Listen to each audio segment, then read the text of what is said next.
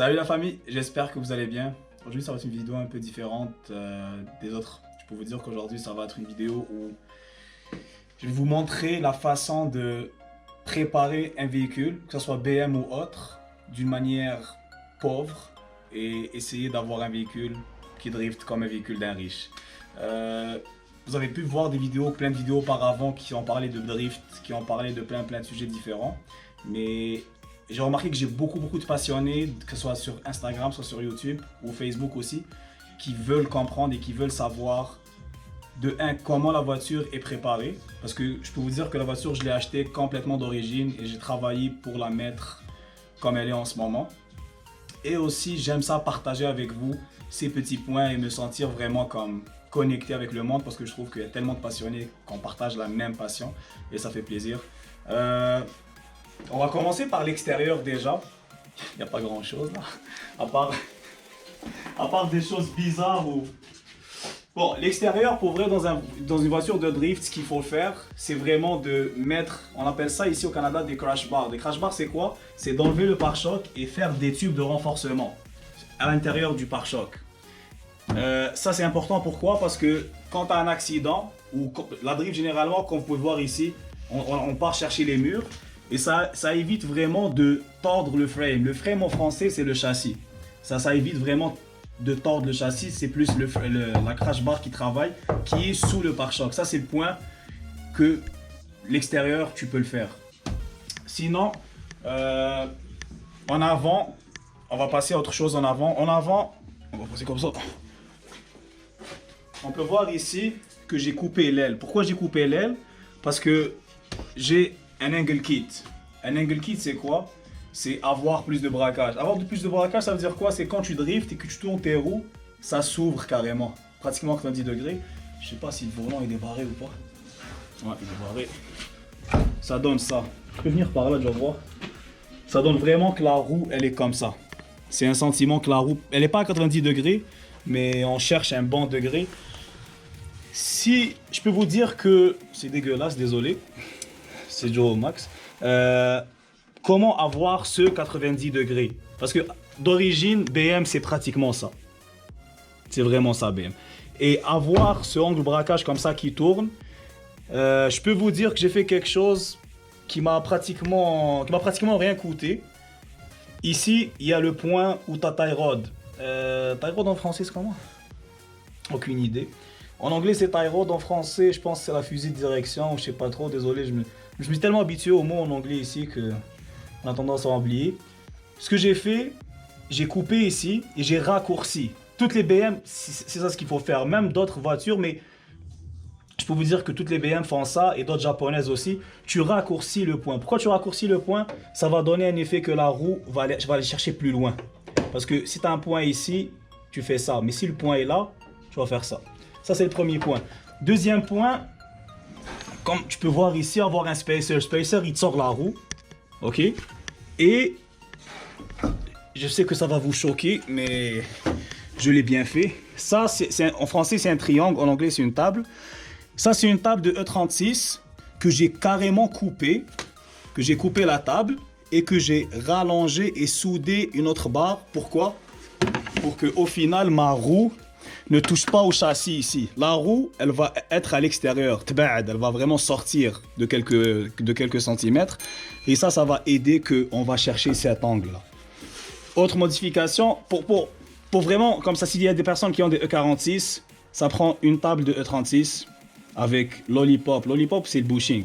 Lollipop qui va sur le E46. Et ça, on l'appelle ici Inner Tie Rod. Inner tie rod, c'est celle qui se branche sur la crémaillère. Elle se vise dans la crémaillère. Ça, je l'ai pris de la casse. C'est E92. Sinon, le reste, ça c'est d'origine. Ça c'est d'origine. Tu coupes, tu soudes. Au final, tu coupes, tu soudes. Tu coupes, tu soudes. Et tu ramènes celle de E92. Tu as un angle kit qui t'a coûté presque $0, je peux vous dire. Parlons de la suspension. Ça, c'est des BC Racing. Moi, personnellement...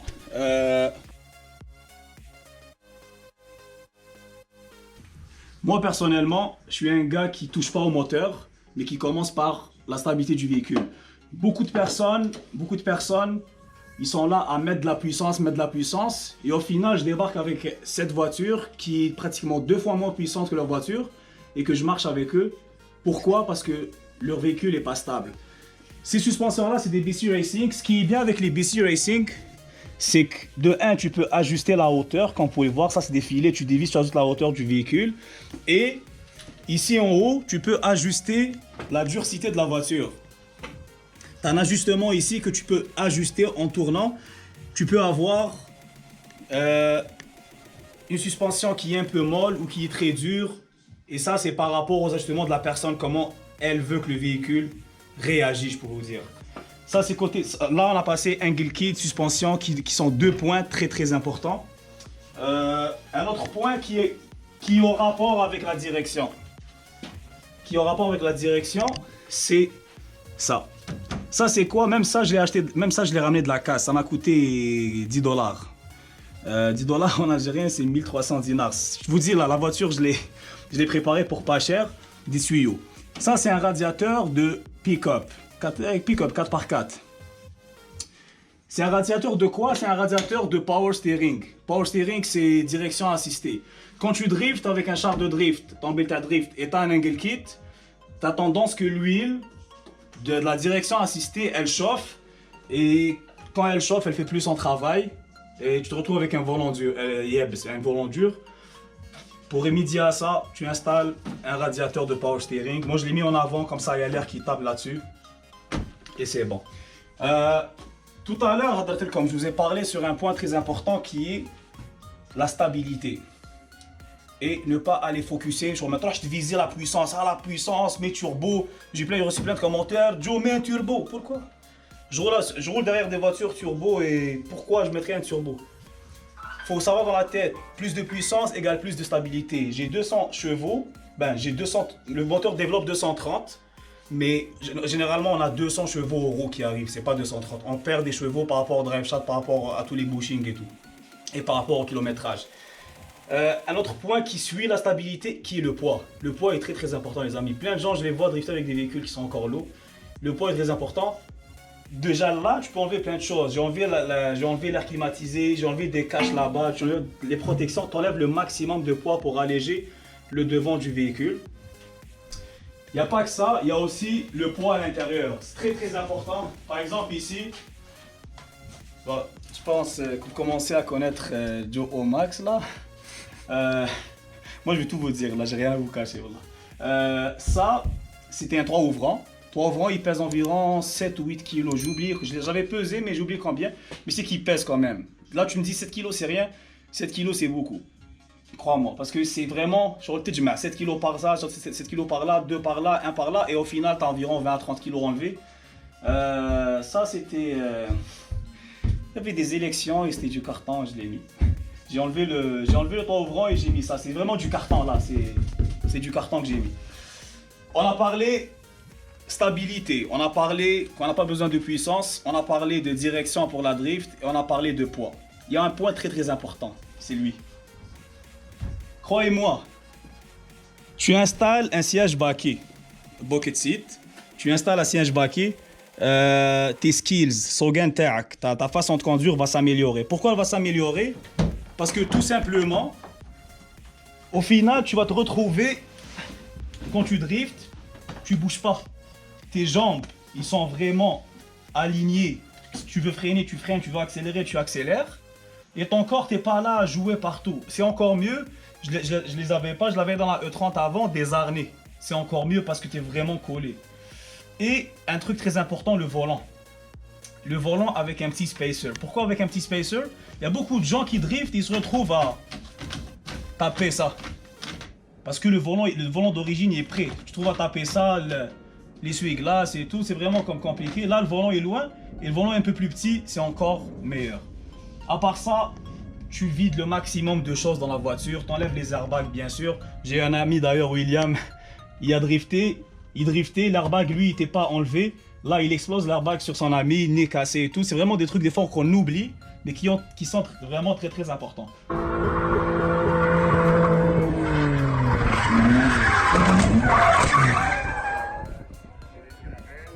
À part ça, tout est vraiment vidé. à l'intérieur pratiquement. Pas autant que la E30 que j'avais, mais elle est quand même vidée.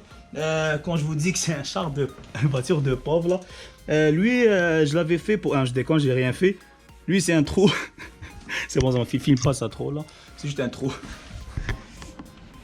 Alors. Et en arrière, j'ai la même suspension qu'en avant. Attends, je vais remettre les clés. En arrière, j'ai la même suspension qu'en avant. Ajustable aussi par rapport.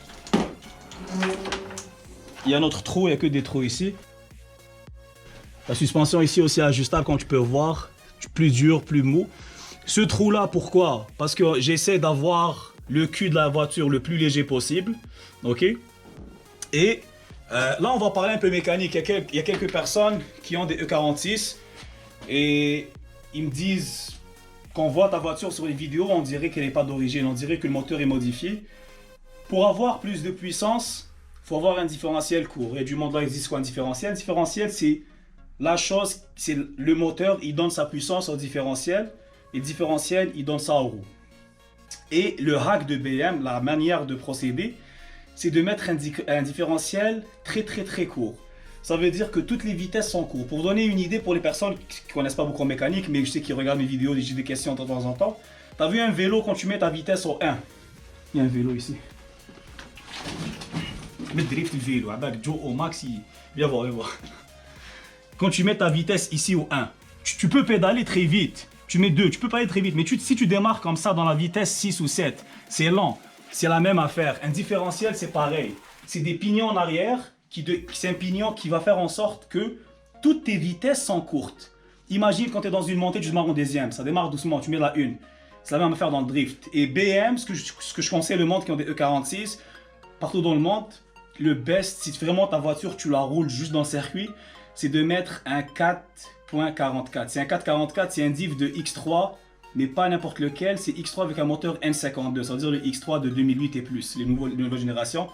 C'est juste incroyable. J'arrivais même à drifter avec la 4 à 120, la voiture est vraiment vive. Mais ça finit que la cinquième finit à 170, 175 environ, la cinquième finit. Mais sinon vraiment ça donne une très bonne reprise pour la voiture. Un autre point très important que j'ai parlé avec beaucoup de gens qui n'ont pas ça, c'est des... Bon, je pense qu'on va descendre sur la voiture là. Allô. C'est ça. Je sais pas si vous arrivez à les voir. Ça, c'est des bras ajustables. Les bras ajustables, c'est quoi leur utilité? C'est que la roue, tu peux la sortir un peu positif. Comme ça, quand tu driftes, elle redevient droit. Et le fait qu'elle redevient droit, la roue, ça donne une bonne stabilité. J'ai beaucoup parlé stabilité parce que j'ai fait environ 7 ans de circuit automobile. Je fais juste de la course, pas de la drift. Je viens d'une école qui est le circuit et j'ai comme beaucoup eu des leçons sur ça et compris à quel point c'est important d'avoir des véhicules stables. Parce qu'au final, j'ai un E46 d'origine, le moteur, j'ai rien modifié, j'ai encore les catalyseurs, j'ai rien. J'ai ni injecteur, ni ligne, ni préparation de la cartographie. J'ai absolument rien dans la voiture, mais au final, la voiture, vu qu'elle est vraiment stable et vu, comme je vous dis tout à l'heure, le vélo, il est déguiré. C'est comme le vélo là, quand les vitesses sont courtes, ça va plus vite. Le véhicule est déguiré et avec le poids que j'ai perdu, j'arrive à suivre pratiquement n'importe qui dans la drift. Vraiment n'importe qui. Et ça, c'est vraiment un point important. Bon, comme vous le savez, j'imagine que vous avez vu un peu la neige qui commence au Canada. Là, on va passer pour une autre mode de drift et c'est la drift sur la neige. C'est vraiment intéressant parce que il y a quelques circuits qui se préparent sur glace et j'ai comme le projet d'y participer si tout va bien. Et aussi, on sort s'entraîner parce que faut comprendre que n'importe quel sport, faut toujours rester actif. Toujours s'entraîner, ça c'est un point très important. Si tu veux évoluer dans n'importe quelle discipline, il faut être là à t'entraîner. Bon la famille, malheureusement j'ai eu un petit problème technique avec ma caméra tout à l'heure. Pourquoi tu fais rien? Il va recommencer encore avec ça. Arrête, sérieux. C'est ça, j'ai eu un petit problème technique tout à l'heure. Là je suis en compagnie de mon ami Olivier. Il drift un Tu drifts? Un Silvia, c'est un modèle japonais. Et on a un japonais, mais c'est un Algérien d'origine. Notre ami Saito. On a drifté, les personnes qui m'ont suivi dès le début, ils ont vu des photos de la E30 avec lui. On a drifté ensemble pratiquement depuis l'année passée. Cette année, on a drifté aussi. Et là, il est en train de préparer un projet de mettre un moteur américain dans une japonaise. C'est vraiment quelque chose de fou. Je vais vous montrer ça disons, je vais mettre des photos. Ou si vous voulez, partez sur son Instagram, il va s'afficher juste en bas, c'est Saito Det. Et il commence à partager des photos, il commence à mettre quelques vidéos assez sympas. On a parlé des ajustements de la E46, on a parlé de plein de détails. J'aimerais aussi parler prochainement de comment ajuster une suspension et surtout, est-ce qu'un frein à main hydraulique est important ou pas? Parce qu'il y a beaucoup de gens qui m'ont dit installe des freins à main hydrauliques, installe des freins à main hydrauliques. Et sincèrement, le fait que j'ai eu un E30 avec un frein à main hydraulique et ensuite j'ai eu un E46, j'ai compris qu'en fait, la plus grosse erreur que j'ai fait, c'était d'avoir un frein à main hydraulique quand tu commences la drift. Personnellement, quand je commence la drift, il faut vraiment rouler sans frein à main. Je vais faire une vidéo sur ça et aussi de parler encore plus des ajustements vu qu'il y a des personnes qui veulent savoir sur ça. Restez branchés à la famille. Pour les personnes qui ont aimé la vidéo, partagez avec vos amis. S'il y a des amis qui sont passionnés, montrez-les genre la façon comment préparer une BM. On est là pour partager ensemble et ça me fait plaisir. Portez-vous bien la famille. Salam.